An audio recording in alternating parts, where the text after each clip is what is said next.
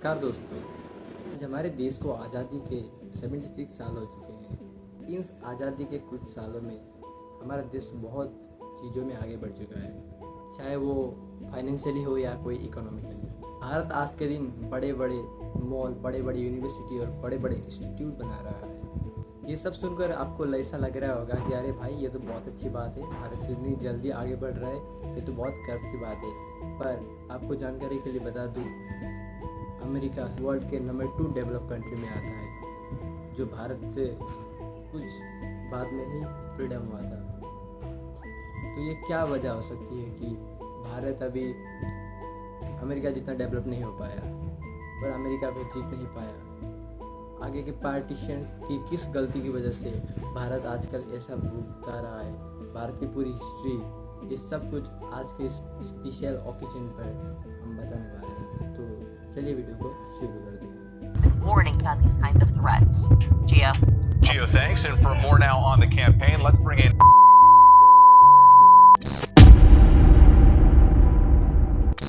आप लोगों ने ये बात तो पढ़ी होगी, ब्रिटिश ईस्ट इंडिया कंपनी 1608 पर भारत में आई थी। तो आपकी जानकारी के लिए बता दूं, तो उस समय के ईस्ट इंडिया कंपनी के कैप्टन थे कैप्टन विलियम हॉकिंग। उस समय ईस्ट इंडिया कंपनी को भारत में कैप्टन विलियम हॉकिंग के द्वारा ही लाया गया था, और जो वो लोग जहाज़ में आए थे, उस जहाज़ का नाम था हेक्टर। ईस्ट इंडिया कंपनी जब भारत में आई तब वो बिजनेस करती थी मसाले बनाने का, बट जब यहाँ आकर उन्होंने भारत का स्थिति देखा तो उनको लगने लगा कि ये भारत को कब्जा करना कोई मुश्किल बात नहीं। यहाँ के प्राय लेस देन पीपुल यहाँ के एजुकेटेड हैं, तो यहाँ पर हम कब्जा आसानी से कर सकते हैं। उस कारण से व्यापार के इरादे में भारत में जी पहले ईस्ट इंडिया कंपनी बनाया, फिर रियासत के आपसी लड़ाई और बिखराव का फ़ायदा उठाकर 1757 प्लासी युद्ध में भारत को कब्जा कर। ब्रिटिश जब 1757 के बाद भारत पर कब्जा कर रहे थे, इसलिए राजनीतिक शक्ति के सहारे भारतवर्ष को सुगमता के साथ अंग्रेजी माल का एक अच्छा खासा बाजार बना दिया गया।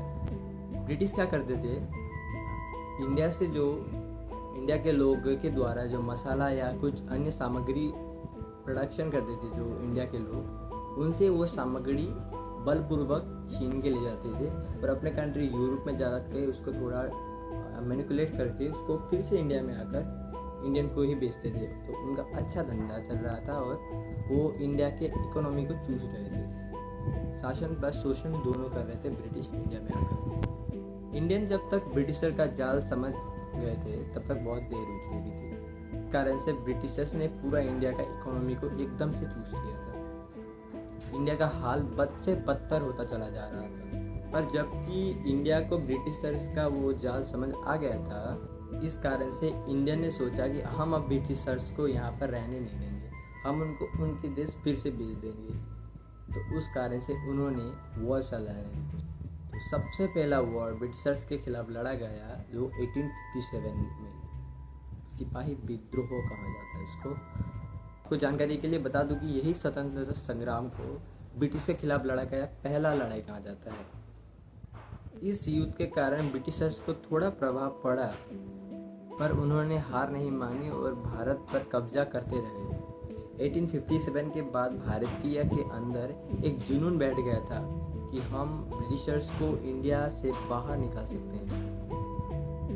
1757 के बाद क्या हुआ, किस किस का बलिदान था, इसका इतिहास बहुत ही तो उसके लिए एक वीडियो ही बन सकती है, जो मैं थोड़ी दिन बाद अपलोड कर दूंगा अगर आप लोगों की डिमांड होगी तो इसके बारे में भी बाद में बात करेंगे। तो अभी बढ़ते हैं हमारे अगले इस टॉपिक की तरफ। सन था 1947 कि 15 अगस्त को हमारा इंडिया इंडिपेंडेंट हुआ और ब्रिटिश हमारे देश को छोड़कर चले गए। तो उसके बाद क्या था, सारा कंट्रोल इंडिया के हाथ में था। हम भारत का एक ही मकसद बन गया था कि इंडिया को एक नए विकास की तरफ आगे बढ़ाया जाए। बट हमारे बाबू, फादर ऑफ द नेशन, ने गलती कर दी। हम प्रधानमंत्री पंडित जवाहरलाल नेहरू को बनाया है। नेहरू प्रधानमंत्री कैसे बने? क्या उस समय पीएम पद के लिए नेहरू से बेहतर कोई और नहीं था? ये सवाल बहुत ही उठाया गया। तो कंपलसरी जब मुझे थोड़ा स्टडी करके मिला कि नेहरू को प्रधानमंत्री बनाने का मेन रीज़न जो था वो था नेहरू और महात्मा गांधी की मिलीभगत। मतलब वो दोनों दोनों को पसंद करते थे। महात्मा गांधी ने 1947 से पहले ही अनाउंसमेंट कर दिया था कि अगर इंडिया इंडिपेंडेंट हो गई तो पहले प्रधानमंत्री हम जवाहरलाल नेहरू को ही बनाएंगे। तो इसमें कुछ बुरी बात तो नहीं है क्योंकि जवाहरलाल नेहरू के द्वारा भी इंडिया बहुत ही आगे बढ़ा। बट मेरी सोच से अगर जवाहरलाल नेहरू की जगह सरदार वल्लभ भाई पटेल को प्रधानमंत्री बनाया जाता तो देश की हालत अभी कुछ और ही होती। तो सरदार वल्लभ भाई पटेल भारत के प्रधानमंत्री क्यों नहीं बने? किसी ने आवाज़ क्यों नहीं उठाई? आवाज़ उठाई भी तो वो आवाज़ को दबा दिया क्यों गया? और अमेरिका भारत से इतना ज़्यादा डेवलप कैसे हुआ इतनी जल्दी? ये सब बात करेंगे अगले न्यू मीटिंग में। तब तक के लिए बहुत बहुत धन्यवाद।